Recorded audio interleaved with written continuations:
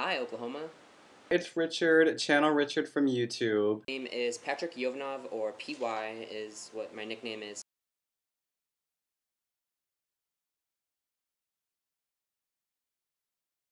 I joined YouTube, I think it was around late 2006, early 2007. I do know that I joined because I became really interested in vlogging. This was kind of a new thing at the time, seeing a lot of people just talking about different issues that were affecting them, connecting over similar things, whether that's your sexuality. I think it was really just the mundane video logs, watching what people had to talk about. It's intriguing at the same time. You feel like you're connecting with people. You feel like you know these people. And if you're successful at it, you can make new friends that way too. So it wasn't so much about my vlogging, because I've never really been a big vlogger, but watching the vlogs of other people. Disney Kid 1, who's part of the Five Awesome Gays. And this was before he was part of that collab channel.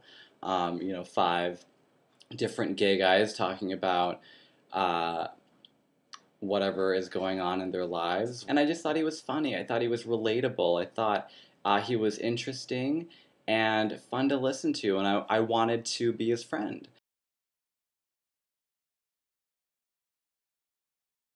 Summer of 2008 is when I first began making videos, and that's because I went on my first internship and I was kind of all by myself in a town where I didn't know anybody and I didn't have much to do socially. So I stumbled across one of Tyler Oakley's videos. I thought he was hilarious, and that's something that I wanted to be a part of. I wanted to start making friends, and yeah, it all just came out of boredom, really. The biggest thing that I want from YouTube is just to meet people, and to make friends, and I've been doing that so far. I've met a ton of people. I went and visited Hank and Landon in New York City this summer. I also met a lot of guys from the collab channel 5 Not So Gays, if you're not aware of them. I actually called up one of my friends in Canada that I met on YouTube, and I drove home through Boston and met him.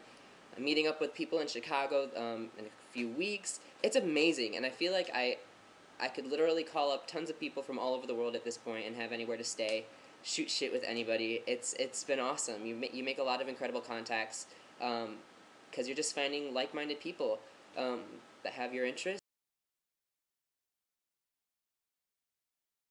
My thoughts on It Gets Better project is, obviously it's a great project, but if you seen my coming out video, I talk about how I think the It Gets Better project is more than just for struggling gay teens with gay issues. I think it's anybody that's struggling with anything should use the It Gets Better mantra throughout their life. I hate continue talking about how, I was sick at one point in time, but I mean, you have to keep thinking it gets better or else your life's going to be complete misery. And that's not fun.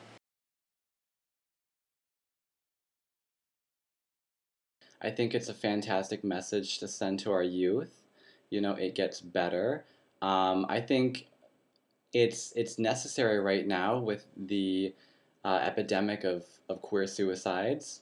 I think that it's just really important. One of the things that helped me in terms of coming out to myself and learning to accept and love myself was being able to see role models in the media, being able to see people like Ellen and Rosie telling me that it gets better through living their lives openly and honestly. So I think this campaign is amazing because it allows those previous versions of ourselves, those younger versions of ourselves, to experience being told that it gets better from thousands of people all over the world. I had Ellen and Rosie, like people growing up now, you go online and there's people like all over the place telling you that it gets better. I think the fact that Dan Savage started it not that long ago, and to have all of the people that have posted videos, normal people, but then to look at where it's gone, to all of the celebrities that have posted videos, to Obama posting a video. I can't even imagine how that would have changed my life if I had had President Bush telling me that it was okay to be gay and that there was nothing wrong with me and that one day I would get to live out this life of fulfilling happiness. Kids in high school are even making videos telling their peers that it gets better.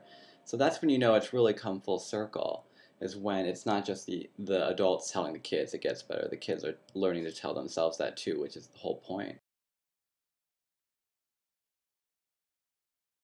YouTube is very important when it comes to advocacy for political campaigns because there's so many people on YouTube watching YouTube to be affected by it. So when there's a political issue that's on the table, whether it's Prop 8 or Don't Ask, Don't Tell, it's really important for there to be visibility on YouTube in video, educating viewers, educating people about what these issues are and what they can do about it. Knowledge is power, and so that's how you're going to empower the not only the minority who's being the most affected by this, but the public at large, you know, the allies who have the biggest impact out of all people. I mean, the internet in general is important when it comes to advocacy of these issues, but definitely YouTube, because anyone can post a video and you know, be received by millions of views.